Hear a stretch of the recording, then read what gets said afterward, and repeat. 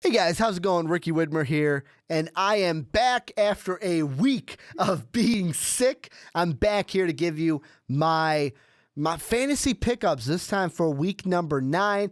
I was unable to do it for week 8. Like I said, I was feeling under the weather, had a little strep throat, but now I am back better than ever, here to give you these pickups. Disclaimer, if you're new to this video, these guys are all, and I'm looking right now, all under 40% owned in ESPN leagues, so there's a good chance that you can pick these guys up. And this is a week where we have, I want to say, 5 to 6 teams on buys. Carson Palmer's on a buy. You have Alex Smith is on a buy. Joe Flacco. Have a quarterback here for you. If you have Le'Veon Bell or a running back that went down, Matt Forte, I got 2 replacements for you. And then I've got a wide receiver and a tight end, and we're going to start with number 5 on the list. He's going up against the Oakland Raiders, and you guys know from past videos, except this past week, you wanted to play a tight end playing against the Oakland Raiders. Heath Miller, the Pittsburgh Steelers, 35.8% owned. This is the guy on this group of 5 where, yeah, he's owned in the most leagues, but if he's available, you want to go ahead and play him because, I mean, if you maybe, let's say you have Martellus Bennett and he's your starter because you're in a deep league, go ahead, get Heath Miller. Oakland loves to give up points to the tight end.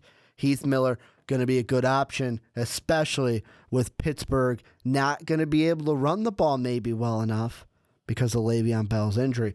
Number 4, this is a guy owned in 2.8% of leagues. If you're a Matt Forte owner, you put a claim on this guy ASAP, Jeremy Langford. And this is a one that's a more future pickup than a right now. I would go ahead and get him because Jeremy Langford is going to be the one. He's going to be the guy in Chicago. He's the main back now. Matt Forte is pretty much done for the year. Listening to Sports Talk Radio today in Chicago, they're talking about MCLs, ACLs, and whenever you talk about that, it pretty much equals done for the year, and that's what Matt Forte is. So I'd go ahead and pick up Jeremy Langford. Make sure you can just get him now in case he picks up some steam in that Chicago offense. You got him, and you're like, man, I'm glad I picked him up when I did. Number 3. Let's say you got Joe Flacco. Let's say you've got Alex Smith. You need a quarterback this week. Go ahead and pick up Jay Cutler. And I know this is the second week this year, or third that I've said this, and I hate that I have to say this, that I'm telling you to go pick up Jay Cutler, because if you guys know from past videos, podcasts, I'm not a Jay Cutler supporter.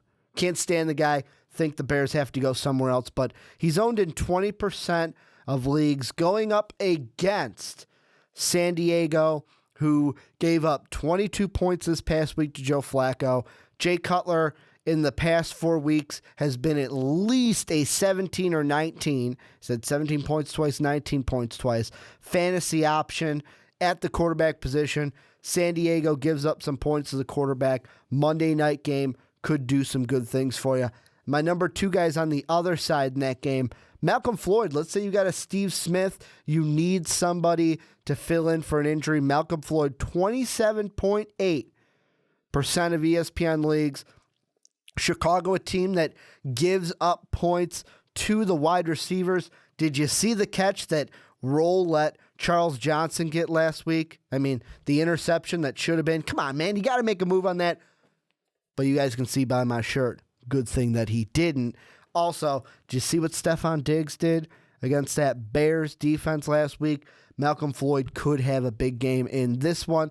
And then at number 1, if you have Le'Veon Bell, you got to get this guy, 27.2% of leagues.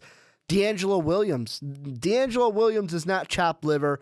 He's going to be, like I said with the Heath Miller, they may not go to the run as much because there's no really replacing Le'Veon Bell. No one's going to be exactly what he is, but D'Angelo Williams gives them at least a option at the running back.